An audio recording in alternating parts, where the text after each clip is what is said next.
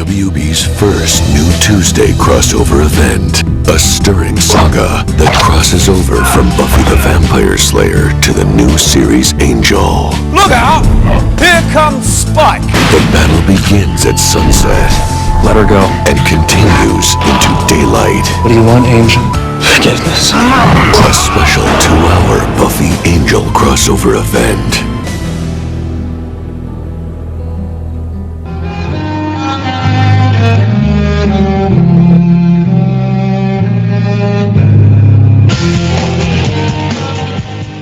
Hello, everyone, and welcome to this week's edition of Slade, the Buffyverse Revisited. I'm one of your hosts. I'm Jeremy. I am former bodybuilder James. Are you now? You've really let yourself go, my friend. How long ago were you doing the bodybuilding? It's been about 15, 20 years. Yeah, okay. All right. Anyway, thanks for joining us. This week we will be jumping into Season 1, Episode 3 of Angel, entitled In the Dark. We will be jumping into that. This is our first full-fledged crossover with our flagship show, Buffy the Vampire Slayer. It is fledged and it is full. Yes, picking up after the events of Harsh Light of Day. Yeah, we are. And it just somehow it rolls together. It's almost like it was the same creator and writers and everything. It's really weird. Except it wasn't. Well, same creator. Well, yeah. So, same showrunner. Anyway, what's going on, James? What's new? How are you? And make it brief because I don't really care.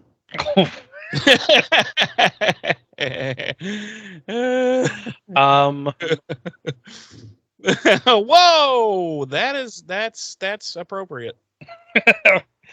For those who don't watch the podcast, I just flicked Jeremy off.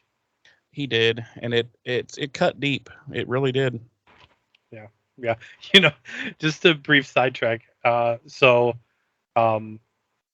second episode of Angel, Lonely Heart, dropped today, and I was listening to it as I do in this morning at work, and I started laughing as I was listening to it because I was reading S-Dub's comments for the episode City of, and it got to the part where if you watch the video version of the podcast, I take my headset off and I storm off and I'm like, fuck this shit.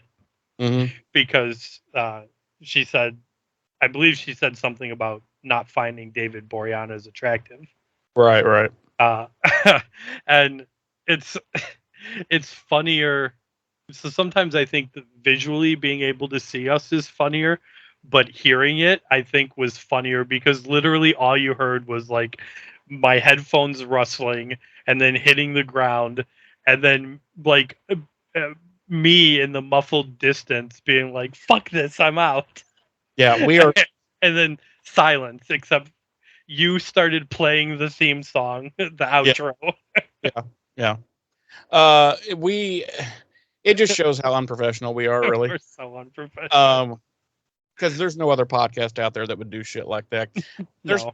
podcasters out there who, if there's one little tiny noise in the background, they're gonna hardcore get in that editing booth and with Audacity or whatever, and they're gonna make sure to scrub that clean, and they want perfection. And I'm like, give me a break. Right. No one's got time for that bullshit. Ain't nobody got time for that. No one's got time for that. So, anyway, to answer your initial question, I'm fine. Everything's fine. It's been a long time since we've seen each other. I'm telling you, it's what's it been? 22 hours? something like that. Yeah, It's something like that. Man, it's rough. How's things with you? Same old same, my friend. I'm above ground, so I'm kicking ass. All right. Sounds good. James, do we have any Reader mail, or once again, are we far too ahead of everyone? We finally have Darlene's comments, review, and rating for Angel episode 1, City of. Okay. And we do have her thoughts and comments and ratings for Angel episode 2, Lonely Heart. Okay, well, we can save that for a more appropriate time. Why wouldn't we do it now? What? Which I am impressed because Lonely Heart literally just dropped today. Yeah, it did. So it did. she was very on top of it for that one. So anyway, so jumping back to our premiere, Angel episode 1, City of, she says, full disclosure, I wasn't looking forward to this series. I honestly didn't think I'd like it because I really hadn't formed a connection of any kind with Angel via watching Buffy. Boy, was I wrong. Awesome theme song. But we're off to a good start, Darlene. We're already better. You made James happy. We're already off to a better start than S-Dubs. Initially, I was cringing, thinking how awful David Boreanaz was at acting drunk, and really hoping this wasn't how the entire episode and series was going to feel. Can you imagine? Spoiler alert, it is. He's a terrible actor. Not just that, but can you imagine just every episode is just Angel schnockered off his ass? Yeah, and poorly acting it, yeah.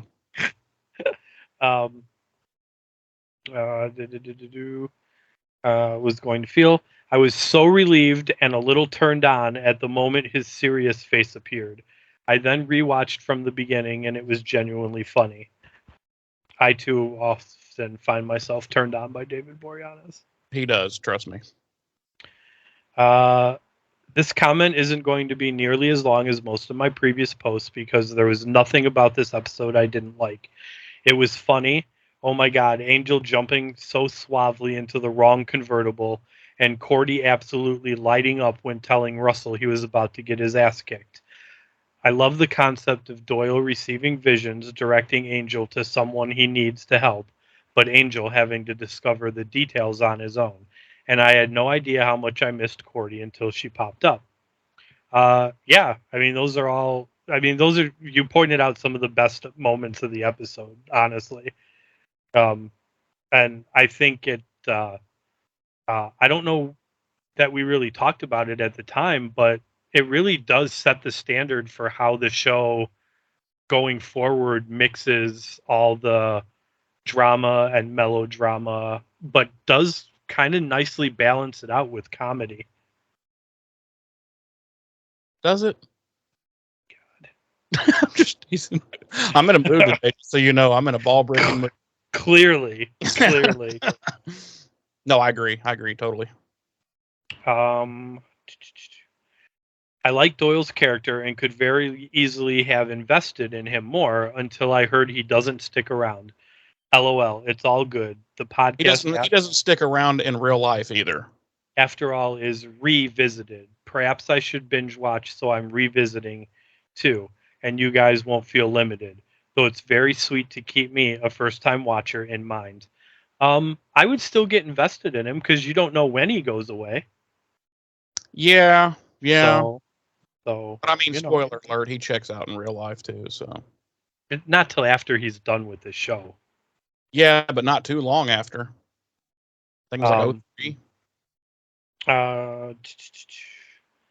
I'm really looking forward to seeing the dynamic between Angel and Cordy. Right now, it's just really sweet with absolutely no romance.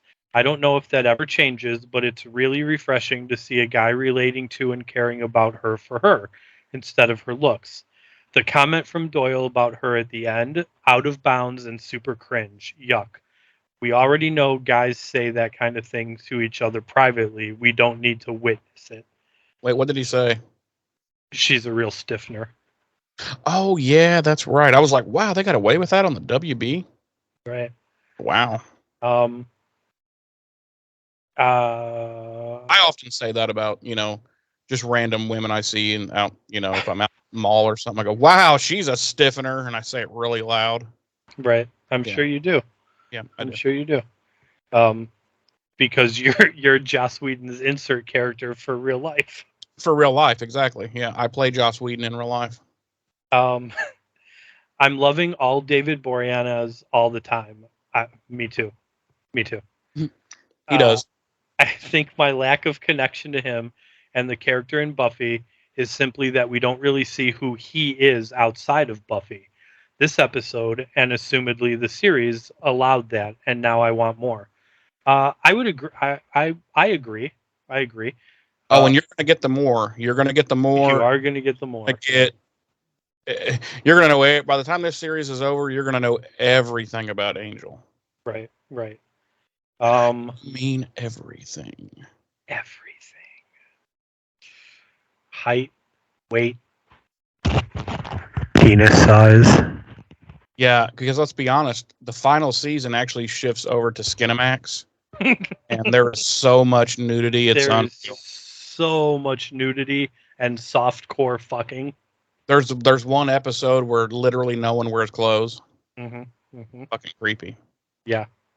It's like an episode of Californication.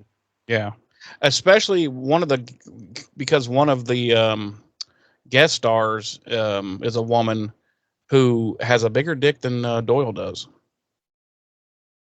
I don't know who that is, but okay. I just made that up. Oh, okay. Thanks for going with it, James. You're welcome. You're a great straight man. Thanks. Super cool abode for a super cool character. Again, we agree. I mean, I think we spent like a good 10 minutes just talking about Angel's. Oh yeah, God, I love his house, or his crib. I did laugh when kids say his crib. I did laugh when Angel just blatantly told Tina her friend Denise was dead. No softening that news whatsoever. LOL. But it also played into Angel's overall social awkwardness. Yeah, I agree. I think that was kind of the point of it, was like we're gonna drive home right here just how socially inept Angel is and how much work he has to do. And Angel is pretty inept. You're fucking inept. I know. I know. The perfect balance between seriousness and comedic relief. Jeremy's portrayal of Angel licking Tina's dead body, laughing my ass off. I'm laughing again just writing this. I don't know why, because Jeremy is not funny at all. I don't remember what. Okay, what did I do? How the fuck should I know? Oh, well, you just read it. You did it. If you did it and you don't remember it, how the fuck am I supposed to remember? You know that I am an early onset dementia patient. You know this. When we were talking about how they cut Angel licking the blood off Tina's blood off of his hand. Okay. You of course Jeremied it up and were like, but can you imagine how funny it would have been if they had showed him licking Tina's body? The actual body, yeah. Right, Yeah, and then you must have mimed it. Yeah, I'm sure I did. Right. Doyle trying to bail and his saying he was only the messenger, and Angel replying, "I'm the message," was a fabulous quotable quote. It was probably one of the best. There's so many good quotable quotes in this series. So many. Yeah. Oh yeah. You could make you could probably write a small book of just the quotable quotes in this show. The episode we're about to revisit, I had you pull Spike's like entire monologue from the beginning, because it's like a 2-minute clip. Yeah, because the whole thing is fucking just brilliant. Mm-hmm. Of course it is. It's Spike. Come on. The scene, the writers really do him well. They always have. They really always have. It has nothing to do with James Marsters.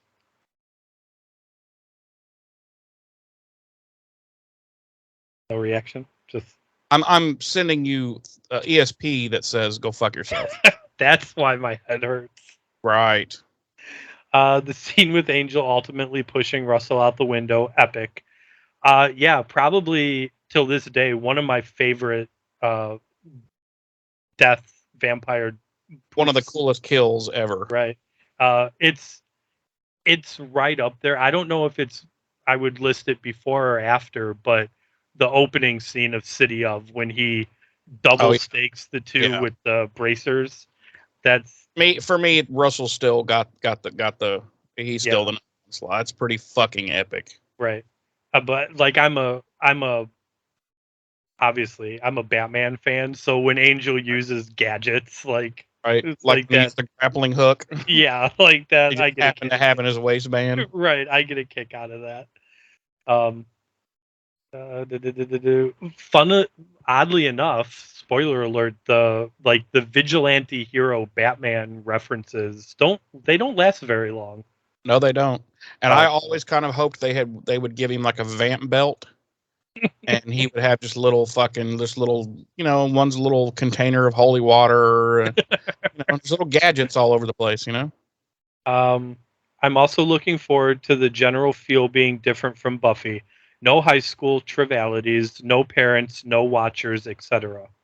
No watchers. Well, yeah. I love all that not being there too. Right, that's great. I give this episode 5.5 Can You Flies. I absolutely loved it, and I can't wait for more. Well, that's good. Like I'm genuinely glad that it exceeded your expectations. Yeah, because it's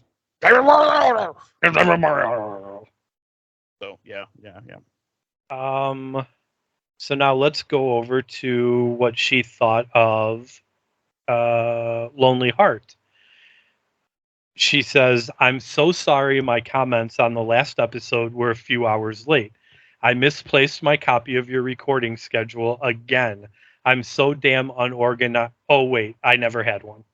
Yeah, I was going to say, we don't have a recording schedule. We don't have a recording schedule. So. We record generally when Venus and Saturn are at a 45-degree diagonal shift from one another. Right, and Mercury is in Gatorade. Right, which yes. And also, just whenever we feel like it. Right. But we always try to keep the same schedule. Yeah. As far as releases go. Right, releases, yes. But as far as when we record, who knows? Sometimes we record 93 episodes in one day, and right. Sometimes we go one episode a week. Who knows? Right. We've actually recorded every episode of Buffy already. Mm-hmm. Yeah. We just go back and re-record them just for shits and giggles. Well, so we can add in the viewer stuff and right. But we're actually following scripts right now. Yeah. Word for word. Yeah. No, we generally speaking, we try to record on Saturday nights. Except right now because we're recording in the middle of the week. We are recording because, as we said, we did say yesterday, we're trying to get a couple. We're each episode into the can. I mean, of each show into the can. Right. We're trying to be better. Right. We're trying to be better podcasters. Right. Which I know. Like to an extent, we're trying to be better. To an extent. I mean, right. I'm not going to go be professional and shit, but. Right. Fuck that noise. Right. She then says, I nominate S-Dub as a contributing part of the podcast since A, she's invested and thorough, B, she's a revisitor to the Buffy universe, and C, her opinions are mostly different than the two of you. S-Dub would be a great addition, and James could flirt with her, quote unquote, in person. Someone sounds jealous that S-Dub got a wink. Wow. How can S-Dub can't be a member? Can't join because she's not even on our Facebook. Yeah, that's true. S-Dub does. She is a YouTube. We're not even good enough to get her on our Facebook. Right. Maybe she clearly doesn't give a fuck about it. Maybe she's one of those whack jobs that doesn't have a Facebook. There are some of those out there, aren't there? Yeah. How do you live without memeing all day? I don't know. I mean, it's the same level of crazy as actually taking Facebook seriously. Sure. I mean, Facebook is for memes and podcasts. And finding out how racist the people you went to high school are. Right, so you know who to block, who to report to the National Home Security System, whatever that's called. Right. And she says, S-Dub, you stick to your guns regarding your opinions. Don't worry about them being taken seriously. I'm fairly certain the guys don't really take anything seriously. Well, now wait just a minute. Listen, I take some things seriously. Right. Few and far between, but I do take some things. Sure. Everything I do between the hours of roughly 9 a.m. in the morning and 5 p.m. in the evening, I take pretty seriously. Okay. Everything, everything I do from 9 a.m. to 9:03 a.m., I take very seriously. But between 5 p.m. and 9 a.m., no, I don't take anything seriously. No, life's. Who takes life seriously? Right. But Darlene is right. As like we told S-Dub previously, don't ever worry about your opinions not being taken seriously, because we don't take anything seriously. So we don't take anything seriously for one. But no, like we said, we look forward to hearing opinions that aren't like ours, because it often gives us a chance for doing this show. Right. It often gives us a chance to look at things, differently, and and as James has said multiple times, it's fine to be wrong. Right. You guys are noticeably exhausted by the time you get to reviewing Angel. I spend the episode feeling bad for you both. Uh-oh. That's not a good sign. Wow. Well, by that time, we are about 3 hours into our recording section, so we are kind of blurry-eyed and ass-chat. Because we do, so another little peek behind the curtain, we do record both episodes back-to-back, and we don't start recording till like 10 o'clock at night. Yeah, because James is a fucking wacko. No. James was at one time adamant that we record at like 8 o'clock in the morning, and Jeremy got to a point where he was finally like, dude, I can't get up at that early. Yeah, I was like, this is just not sustainable, because I am a night owl, and for me, getting up anywhere before noon is a crime against humanity. And whereas I don't even know what you would call it, because I'm up early every day of the week. But I also, particularly on Fridays and Saturdays, will stay up until like 2 in the morning. That's staying up to you? Huh? That's staying up to you? I mean, when you turn around and get back up at 7 a.m. Well, that's just psychotic. So I'm both a night owl and a morning person. Last weekend, the perfect example. Friday night, I went to the movies, went to the drive-in. Movie started at 10. I didn't get home till 2 in the morning. Turned around, I was back up at 7. Then Saturday, we recorded. We didn't start recording till 10. We didn't finish till about 2 in the morning. And then I was back up again at 7 the next morning. So yeah. Ask you about the drive-in. Did you go alone? Yeah.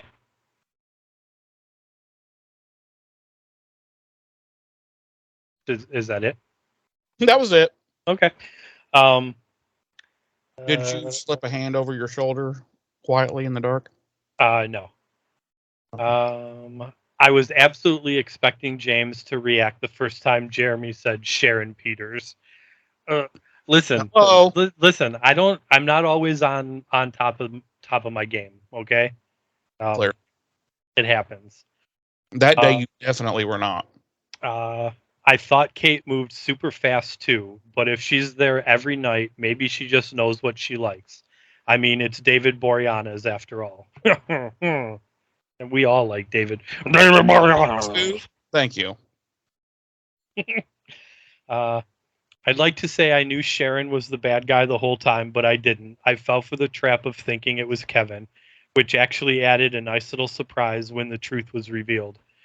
Angel Investigations, why not just Acme Inc? Surely they could have come up with a better name for the business. Wow. I don't know. I kind of like Angel Investigations. Yeah. Why don't... It's kind of, if you don't know Angel, right. It's, it's kind of like, I wonder what that means, Angel. Right. And their slogan is, we help the hopeless. Right. So, I thought it was we help the homeless. You did not. Oh, okay. Okay. But let's do this. This might be interesting. You guys, the listeners and viewers, in your next comments, tell us what you think a better name for Angel Investigations would have been. Particularly if you don't think Angel Investigations is a particularly good name. Maybe Dak. God, what's Dak? Doyle, Angel, and Cordelia. Oh, okay. Dak Investigations. Okay. We put the Dak, or we put the D in Dak. I don't know. Maybe. I immediately saw the two crew members in the scene of Angel being thrown against the wall, rewound it to make sure, took a video with my cell, and messaged Jeremy about it. LOL. The technical explanation makes sense, though. It is possible to get a search warrant that quickly, but A, how would Kate or anyone know his address? And B, Kate wouldn't be there alone, as Jeremy says. And how on earth did she miss all the blood Angel stocks in his fridge? So that's 2 points that I didn't think of. Was number one, how the fuck did she know where he lived? I have a response to that. Oh, there were business cards floating around all over that fucking club. That's true. Yep. But the blood thing. 2, when she opens the fridge, you can clearly see that there's nothing in the fridge. But that's stupid. So there's always blood in there. Obviously not, because when she opened it, there was no blood in it. Sure. So convenient plot armor. I actually thought the scene of the guy walking away from Angel and Angel insisting he wasn't hitting on him was pretty hilarious. I watched it twice. I mean, I don't think it wasn't funny. I just feel like it was like unnecessary. It was very 90s. Right. It was unnecessary in like, oh, let's make a homophobic joke. Yeah. It was, like I say, it was very 90s. Right. I was caught completely off guard when the bartender hit Kate over the head. Loved that. Yeah. I mean, I remember being surprised too the first time I watched it. So, surprised? You know what, dude? This is gonna be a long fucking recording if you're gonna keep that bullshit up. Okay. Okay.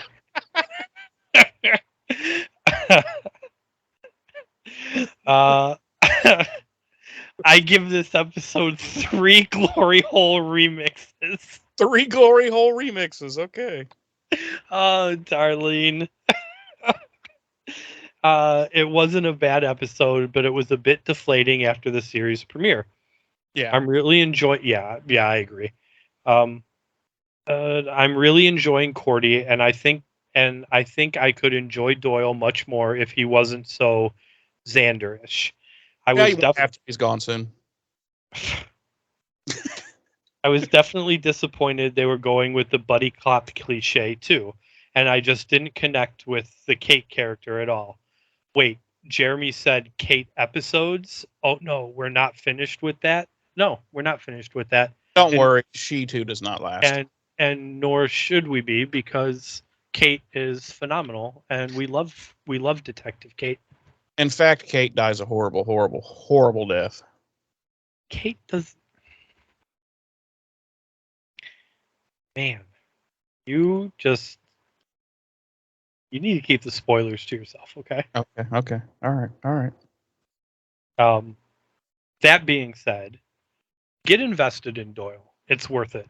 It's worth it. He's a great character. Not really. Whatever. Do you have anything else? No, you may continue. Okay, then if that's the case, I am going to. How would you like it if I already hate it. If I took the dates and deets for this episode mm-hmm. and I tossed it into a pan,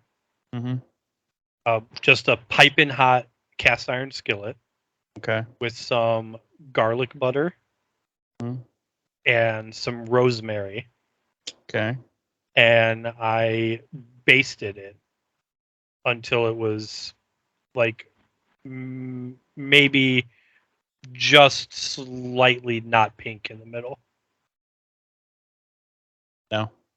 No. I hate meat cooked like that. Okay, well, how would you like it cooked? I'll cook it that way for you. I want it. I want it medium well.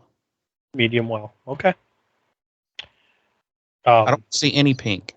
Okay, so you like your steaks flavorless. All right, good to know. That's right.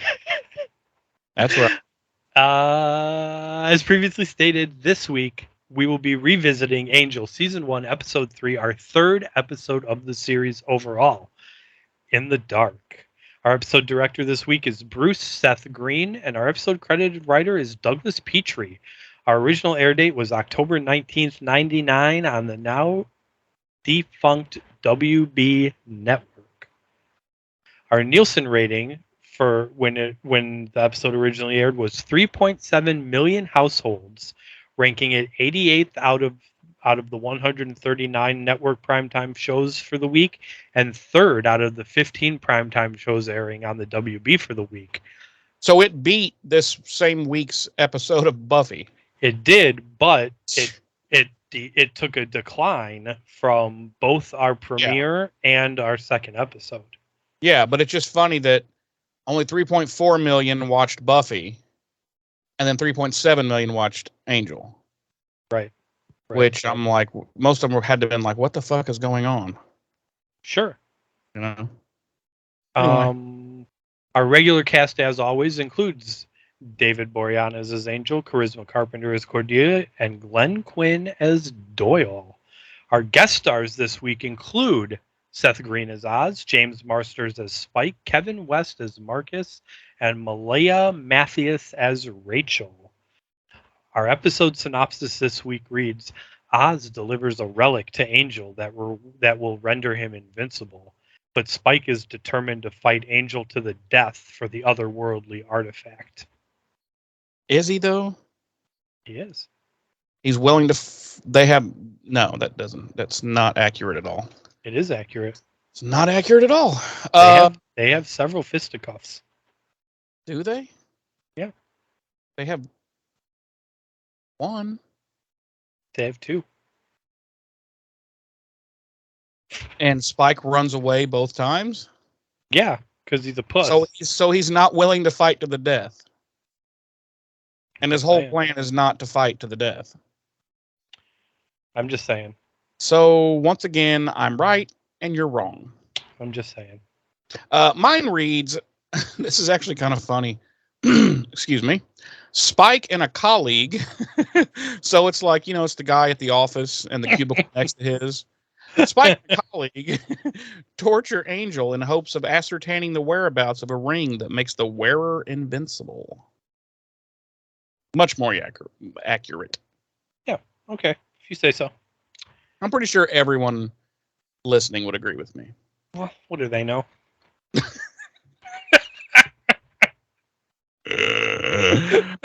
Okay. We open and we see Rachel running down a dark alley. She's kind of keeping an eye over her shoulder as she's running, and she eventually stops and hides behind a dumpster, and she looks back from the way she came running, and all of a sudden her strung out boyfriend Lenny appears and grabs her and Whoa! Strung out. Why are you addiction shaming him? He grabs her and threatens her and slaps her. So more domestic violence. Yay! Yay! Domestic violence. We haven't had enough of that. And we're gonna upgrade here shortly. Knocking her to the ground. He proceeds to tell her that he can't take it anymore, and he pulls a gun and points it at her head. And as he starts to pull the trigger, who appears? Spike. No, Angel. Oh my bad. And he grabs Lenny's gun hand and pushes his arm up, sending the shot flying high. And of course, Angel makes short work of Lenny, knocking him out. And as Angel and Rachel talk, we pan up to a neighboring rooftop where we see that Spike is watching the events unfolding below, and he proceeds to give us this gem of a monologue. How can I thank you, you mysterious black-clad hunk of a night thing? No need, little lady. Your tears of gratitude are enough for me. You see, I was once a badass vampire, but love and a pesky curse defanged me.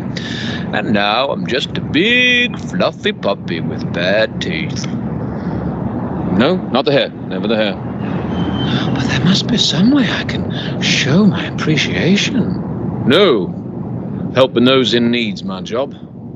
And working up a load of sexual tension and prancing away like a magnificent poof is truly thanks enough. I understand. I have a nephew who's gay, so say no more. Evil's still afoot. And I'm almost out of that Nancy boy hair gel I like so much. Quickly, to the Angel Mobile. Away!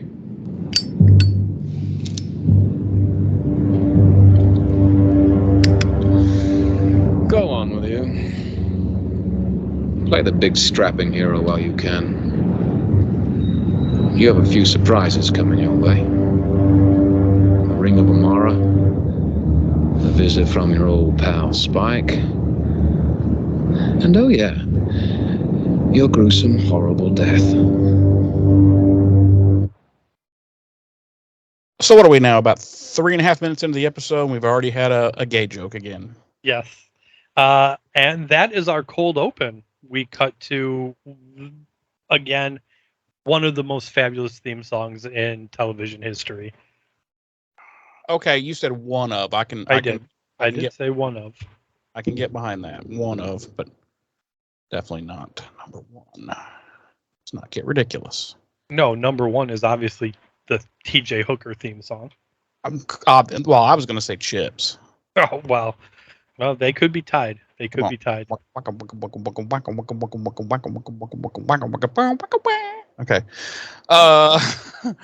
We come back from what would have been commercial break, and we literally just dated ourselves so badly. Well, we've already said our ages multiple times. So. T.J. Hooker and Chips. Jesus Christ! Might as well throw Kojak and Policewoman in there too. Yeah. The Incredible Hulk. Come on. All right. Where are we after we come back from our credits, Jeremy? Well, as I started to try to say until you rudely interrupted me, I never do that to you. Ever. Whatever. I'm sorry you have sand in your vagina. Keep going. I hate sand. It gets everywhere. I killed them. I killed them all. And not just the men, but the women. And the children. And the pets. And the pets' pets. I can't believe Princess Amidala went for Anakin Skywalker when Daddy Obi-Wan Kenobi was right there. You mean Queen Amidala? Whatever. Either way. James. Listen, your choices are Anakin Skywalker or Daddy Wan Kenobi. Where are you going? Well, maybe I like an older gentleman. Maybe I would go with Count Dooku. Oh my God. I mean, he's a distinguished,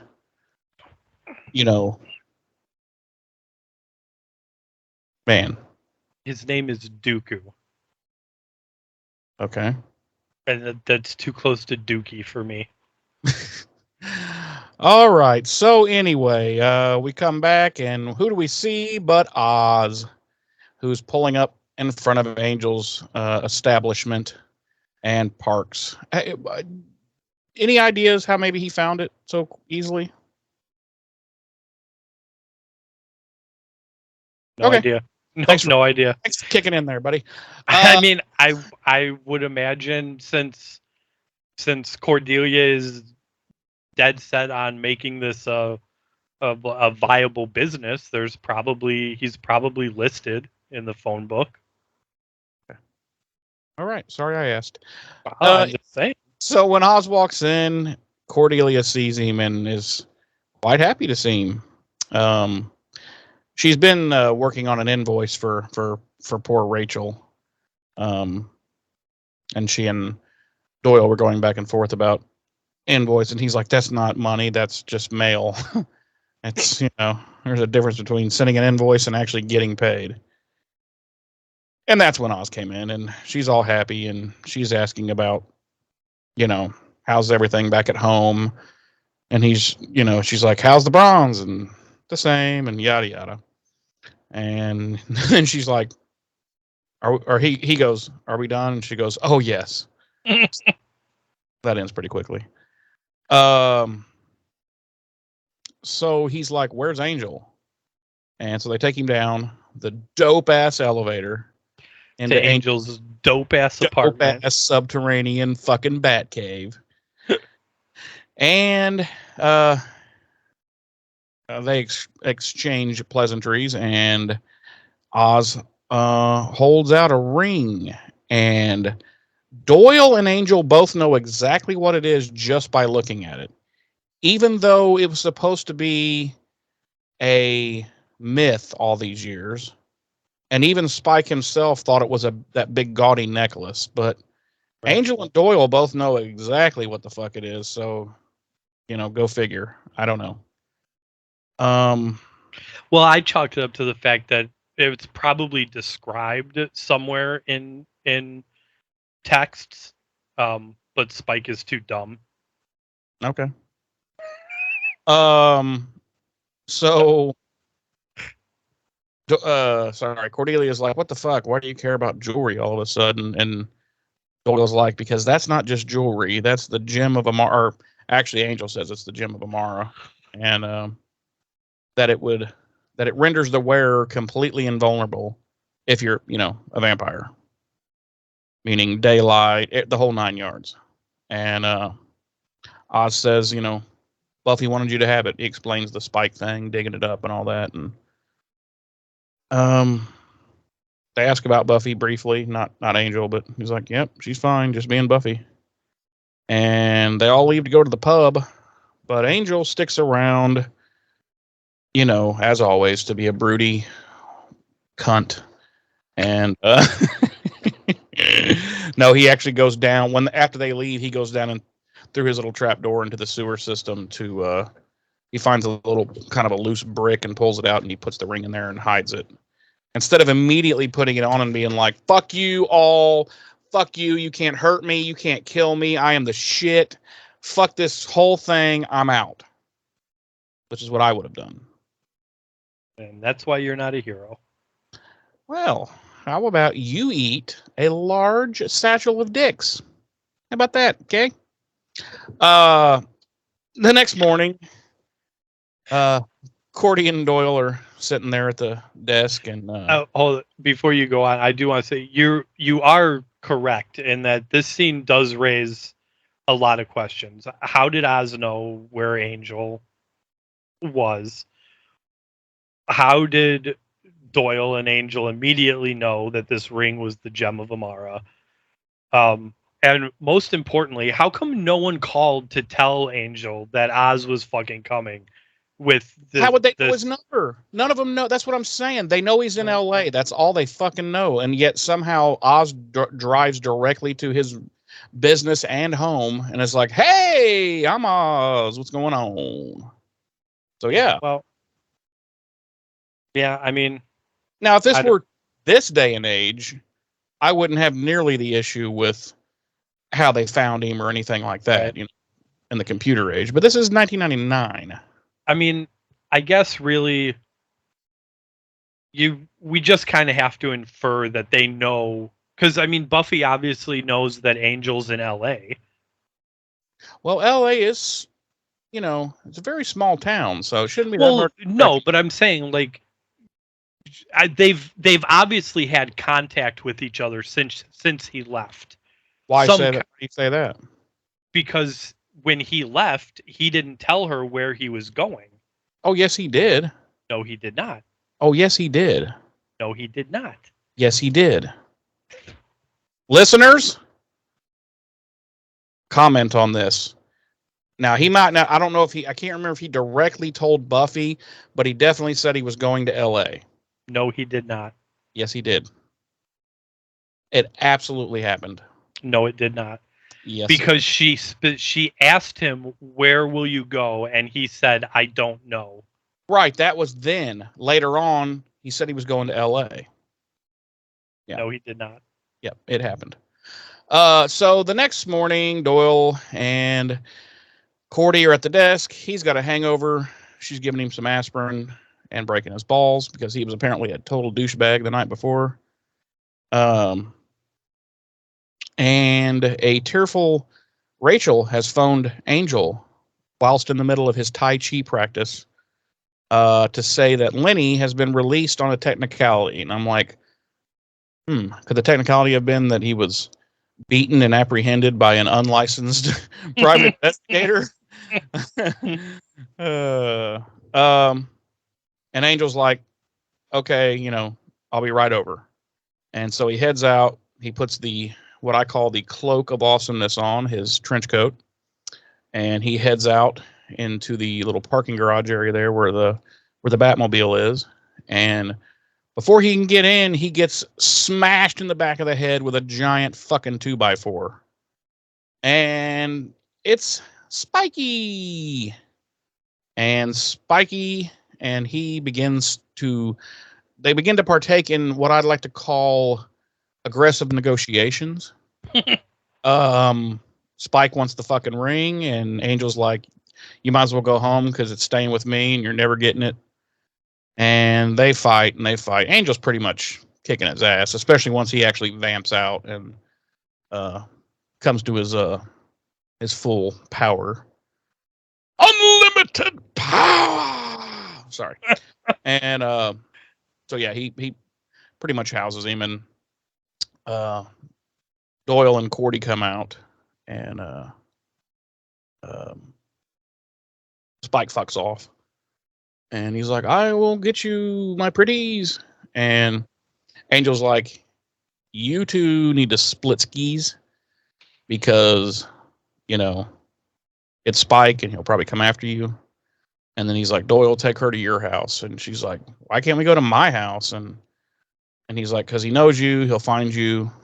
And she's like, yeah, but he's a vampire. He can't get in unless I invite him. And Doyle's like, yeah, but he can burn the whole fucking building down. And Cordelia's like, okay, let's go to your place.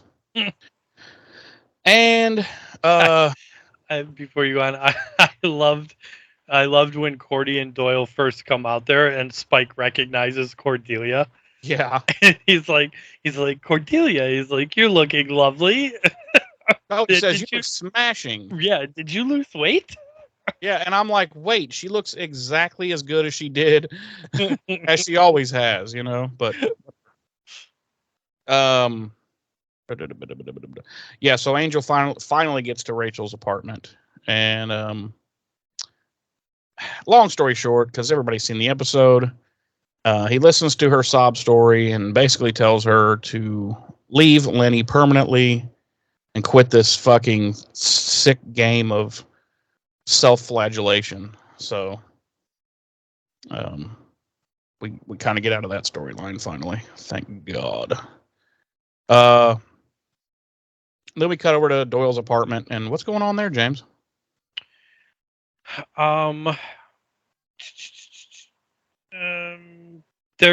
He's just making a bunch of phone calls to his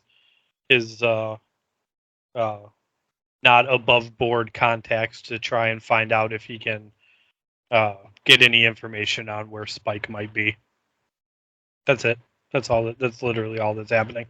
Yeah, that's it. That's that. He's calling a bunch of wrong numbers and getting hung up on. At one point, it's an old lady, and they start arguing, and she's like, "Fuck you!" And he's like, "Whoa, fuck you, old lady." No, sorry.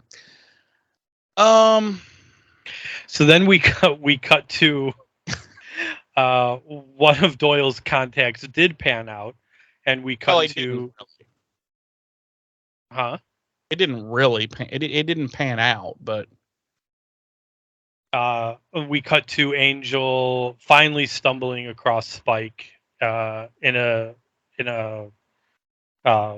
alley, and Spike runs, and Angel gives chase, and Spike is seemingly surrendering when all of a sudden we see a dude with a chain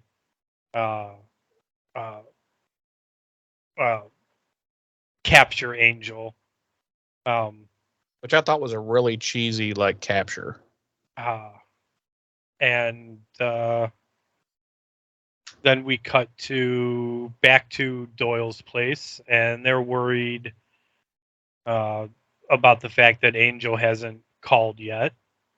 And then we cut to a abandoned warehouse looking thing, and Angel is chained up to the ceiling, and Spike introduces him to Marcus, who is a master torturer who also apparently likes to eat children, amongst other. He's a vampire. Well, yeah. And he likes to eat children, amongst other things, Spike says. So this guy's a vampire pedophile, basically. More or less. And there's some classical music playing, and Marcus is pretty reserved, and he's getting all of his torture implements together, and Spike's kind of going over Marcus's resume of torture, and at which point Marcus unbuttons Angel's shirt, and he's immediately starts licking his nipples for some reason. And he remarks that he's like, they look very honest nipples.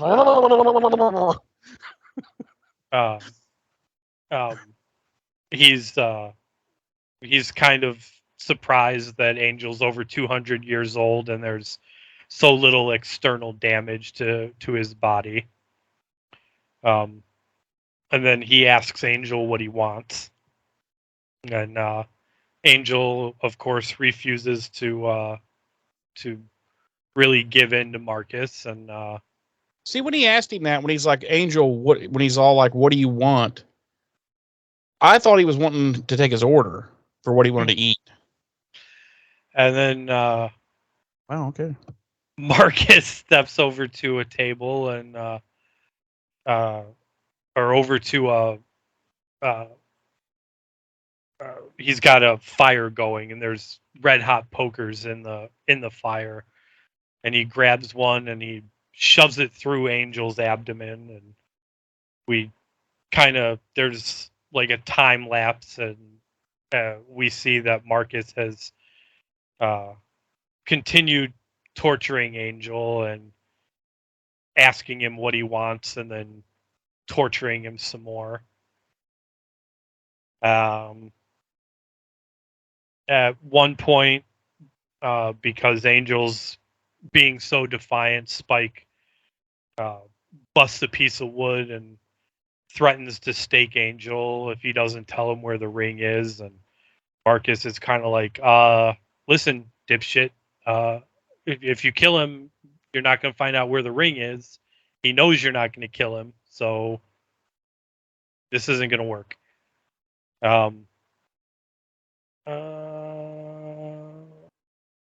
So Spike tosses the steak on the floor, and Angel proceeds to tell Spike he's an idiot for hiring Marcus, who's a vampire. Because he's like, "What do you think he's gonna do when you find the ring?" And Spike tells Angel that Marcus has no interest in the gem for himself, and he says he's too obsessed with torture to really care about anything else. And then Spike proceeds to taunt Angel about his obsession with Buffy, and gives Angel the story about her sleeping with Parker, and Parker just using her, and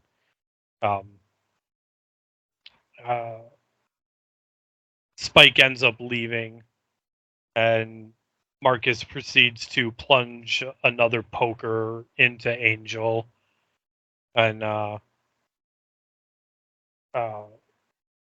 then Marcus grabs a gun and starts to shoot holes in the ceiling of the warehouse so that beams of light are shining down and burning Angel. So Angel's kind of got to contort himself in his shackles to avoid the sunlight.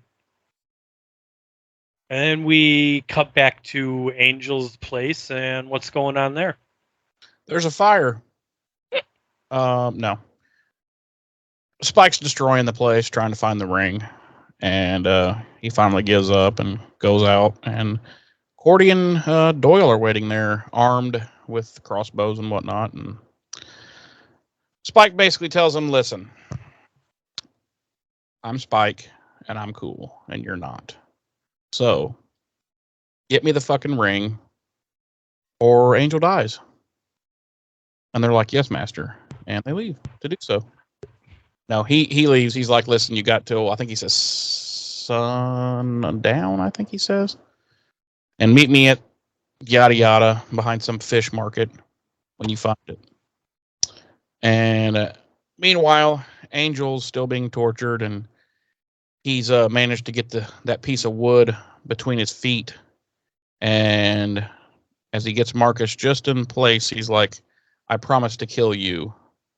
And he goes to stake him by lifting his legs up, but Spike's there and stops it. And I was like, wah, wah, wah, that would have been a good dusting. Marcus gets pissy and starts beating on him, and Spike's like, yo, we still got to get the fucking information out of him, so let's get to this. And Spike's like, let me get some pliers, and he and Marcus resume torturing to get some info. So Cordy and Doyle have been searching. They can't find anything. And they're like, well, the only place we haven't looked is down in the fucking sewers. So they go down there. Cordy goes on ahead of Doyle, and he takes the opportunity to briefly turn into his demon self and take a sniff in the air. Apparently his type of demon can smell jewelry, I guess. And he heads right over to the little area, removes the little rock, and oh, hey, there's the ring. Fuck me, running. I took it to presume he could smell Angel's lingering scent. Oh, is that what it was? That's how I interpreted it. Okay. So they found the ring, and she's like, "How the fuck did you do that?" And he's like, "It's luck." She's like, "I could hug you," and he's like, "Okay." And she's like, "You're not that fucking lucky." And before sundown, they meet up with Spike behind the fishery or whatever the fuck it is, and he's like, "Where's the ring?" They're like, "It's not on us. You're going to take us to Angel. We want to see him in one piece before we give it to you." And he's like, "Well, he's alive, but I never promised one piece." So he takes him there, and they have some little going back and forth, and at which point Doyle actually pulls the ring out of his pocket. And he's like, there, is this what's so important? And he kind of tosses it over, and he's like, fetch it, dog. And just as Spike goes to reach for it, he has to duck and roll because Oz comes smashing through the fucking warehouse in his van. And immediately holds him and Marcus at gunpoint while crossbow point. Yeah. While they grab Angel and they fuck right off out of there. Out into the daylight, and they get out of there. At which point Spike realizes the ring is gone, and so is Marcus. So once again, he has been fucked and screwed over by a colleague. And so he starts smashing shit apart, and he's like, fuck this. He's going on, and he's like, that's it. From here on out, it's just me. No more partners. Here comes big bad Spike, and as soon as he says that, he steps into the light, and his hair catches on fire, and he has to, duck down and put that out. And at which point, he's like, you know what? I hope those two fucking kill each other. He's pretty much over the ring situation. As they're driving, Doyle and Cordy are tending to Angel's injuries. Again, I don't know why he's a fucking vampire, but I don't understand this universe in that aspect.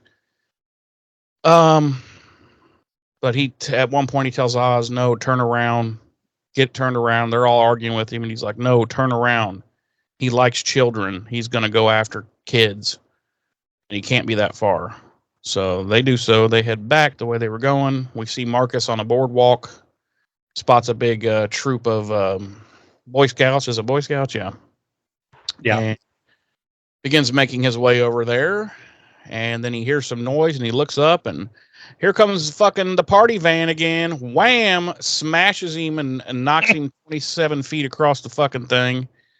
And at which point Oz pops out, shoots him dead in the heart with a dart. Of course, it does no good because he has the ring on. So he pulls it out. Did Oz shoot him or did Cordelia? I thought it was Oz. I don't know. Anyway, Doyle's like, all right, fuck this. I'll handle it. And he runs in there and immediately gets beat up. And Oz is talking to Angel in the back of the van. He's like, are you sure you want to do this? And Angel's like, yep. So he pulls the door open really quick and lets Angel fly out. So of course, as soon as he does, he catches on fire. But he tackles Marcus, and they go over the railing and down into the ocean and disappear. No one can see them. They come up under the bridge there, under the boardwalk area. And, under the boardwalk. I was going to say, under the bridge downtown, where I drew some blood. Under the boardwalk, out of the sun, under the boardwalk. We'll be having some fun under the boardwalk. Anyway. Don't ever do that again. You don't ever do that again. They have a fairly brief fight up underneath there, and at one point, Angel kicks him, and he flies backwards into this large wooden spike that just happens to be there, and impales himself on it. But of course, he doesn't die because he's got the ring on. At which point, Angel just grabs his hand and pulls the ring off, and he dusts. And Marcus is no more. And Angel slides the ring on. Well, he actually slides it onto his dick, which I found strange. I didn't. I didn't. Slides the ring on and steps out into the sunlight. And that evening, they're sitting on top of their building, apparently. He and Doyle. And they're watching the sun go down. And Doyle's like, Hold on a minute. Let's take a moment to appreciate David Boreanaz's fine acting as Angel, who is experiencing the sunlight and the daytime world for the first time in over 200 years. Okay, we done? I got a little teary-eyed. I'm not gonna lie. Okay, we done? God. So they're watching the sun go down, and Doyle's like, dude, I promise there's going to be another one tomorrow. And Angel's like, not for me. And he's like, what you talking about, Willis? And Angel proceeds to tell him he's not going to wear the ring. And Doyle proceeds to tell Angel that he's an idiot. And Doyle's correct. Because I don't give a fuck how you cut this mustard. That ring could help him immensely in his fucking battle against evil. But whatever, I'm not even going to get into it. But it's a stupid decision. Doyle tries to tell him that, but Angel, of course, being Angel, has decided that no, this isn't redemption. I haven't earned my redemption yet, and all this would do is I would end up joining the daylight people, and they have people to protect them. It's the people in the night that need help. And I'm like, well, just because you wear the fucking ring doesn't mean you can't fucking help people at fucking night. The fuck? So anyway, it's a stupid fucking reason. So he takes the ring off after the sun has gone down. He takes the ring off. He puts it on the ledge and just takes a rock and smashes it, and it's kapoof. It's done. And then Angel tells him he had a pretty good day that day, except, the bulk of it where he was nearly tortured to death. And they begin to leave the rooftop together, at which point I believe there's some ad-libbing by David Boreanaz, where he says, oh, yeah, I was ready to give up anything at that point. It's one more hot poker, I would have given him anything, even your mom. And he says, how is your mom? Pretty sure that was all ad-libbed. But, yeah, that's it. No one gives a fuck. So, all right. Do you want to guess our body count, Jeremy? I couldn't care less. No, one. Yes, one. Yes. Just Marcus. Yep, just Marcus. Our music this week is Mozart, Symphony Number 41 in C major, specifically K551 Jupiter. And Christoph Beck and Robert J. Kral composing our original score. Jeremy. Yes, ma'am. Will you please tell me and everyone else, on a scale of 1 to 5, how many Red Hot Pokers do you give this episode? It's a 3.5 for me. Okay. There's just too many. There's too many asks in this episode as far as plot armor go. I don't mind one or two little things here and there in an episode where you have to just kind of go with it and be like, okay, fine, But there's just too many. There's like 4 or 5 situations in this episode where you're like, what? How would no? And that's really the only thing that I take a 1.5 off for. Everything else was cool. It was fun. It was a fast-paced episode. Oz was in it. I love Oz. Yeah. So I'm just taking points off just for the little bit too much plot armor in it for me. Yeah. And other than that, I don't have any complaints about it. Oh, the gay jokes, of course, but I always take into consideration it's the fucking 90s, and that's what they did then. So I don't judge it too harshly. But yeah, that's it. James. Yes. Tell our fine listeners at home, on a scale of 1 to 5, how many needless B plots do you give this episode? We're just gonna skip over the you guessing what my score is? Are we not gonna do that every episode? Do we not? I'm having trouble with this one. I'm gonna say.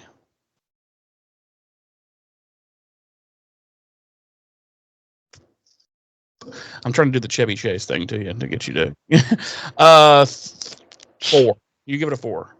I give this episode 4. Whatever bullshit you said.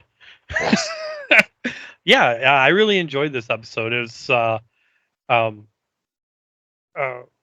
far superior to, in my opinion, Lonely Heart.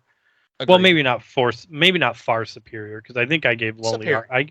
I gave Lonely Heart a 3, but it's better than Lonely Heart. It's it's a much better use of the Gem of Amara plot than what the first part of our crossover did with it. Harsh Light of Day. Yeah, it's fun. Again, and this is something we'll probably end up saying a lot over the course of this series. I think it really manages to balance the drama and the comedy.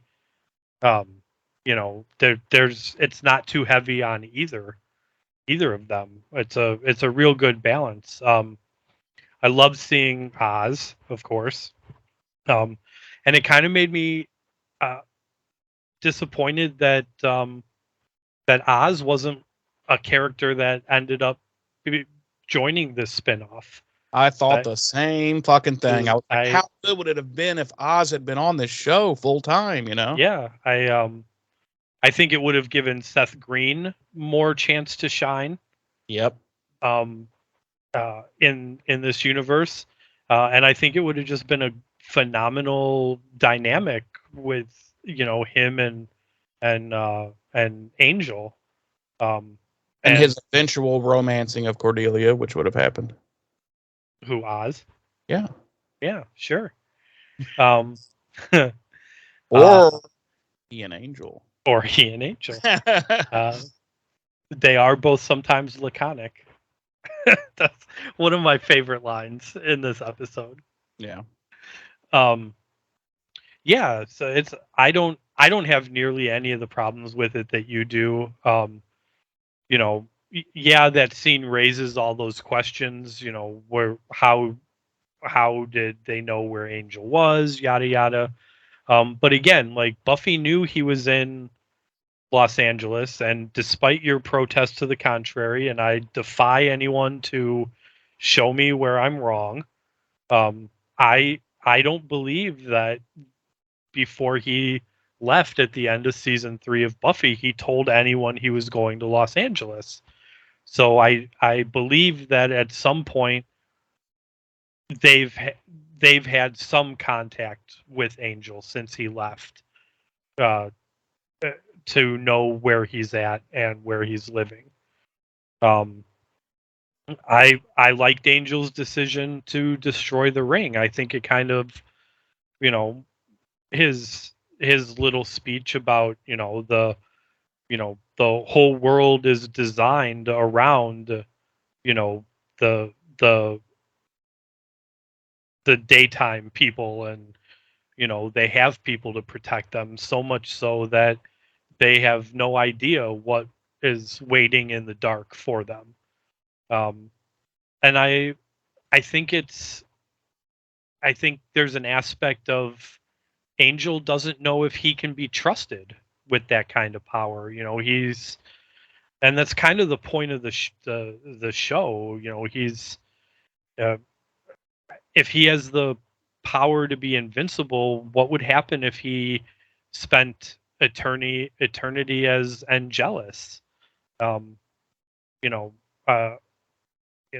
think, like I said, I think he knows, or he worries that he can't be trusted with that kind of power, and that's part of the reason he destroys the ring. But yeah, overall, really good episode. It's a 4 for me. I forgot to mention the other thing that I took points off for was the Rachel storyline. It was only like maybe 10 to 12 minutes of the whole episode, all combined. But I just feel like they could have took that 10 to 12 minutes and put more of the A plot line in. I feel like not every episode has to have an A, a B, or an A, a B, and a C. It's Sure. Okay to just have one plot line. And I think this is definitely one that we didn't need, because the Rachel thing didn't go anywhere. It didn't change anything. It didn't, pointless to me. Mm-hmm. So that's the other thing I took points off for. Okay, Anyway. then. So, James. Yes. Why don't you tell our pod friends how they can reach out and touch us? Go to BuffyRevisited.com. There's links to our Facebook, our YouTube, our email. Our email, incidentally, is BuffyRevisited@gmail.com. And you can reach out to us at any of those places. Feel free to email us if you want.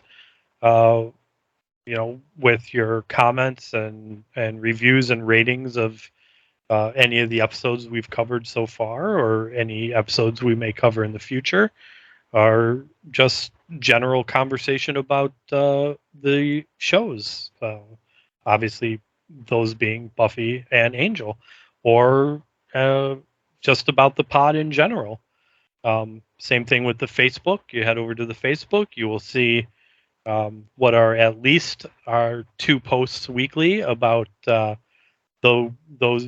week's episodes that are dropping. Buffy on Monday, Angel on Wednesday, and feel free to leave your reviews, thoughts, comments, and ratings about those particular episodes on those posts, as well as your thoughts about the podcast in general, or Buffy and Angel in general. And the same thing over on the YouTube channel. And we will, as I think most people who listen and watch are well aware, we will address those and go over them here on the podcast, and kind of give our own additional thoughts and whatnot on to what you have to say about the episodes. So, agreed. We look forward to hearing from everybody. That's the truth. That's why we do this. So, thanks for joining us this week. Next week's episode will be Season 1, Episode 4, I Fall to Pieces. And also, don't forget to join us this upcoming Monday for Buffy, Season 4, Episode 4, Fear Itself. yes. So, and one of my all-time favorite episodes. I'll just throw that out there now. Oh, did anyone ask? Oh, okay. Well, so on behalf of Fuckface, I've been one of your hosts. I'm Jeremy. I'm your other host, James. Ta-ta.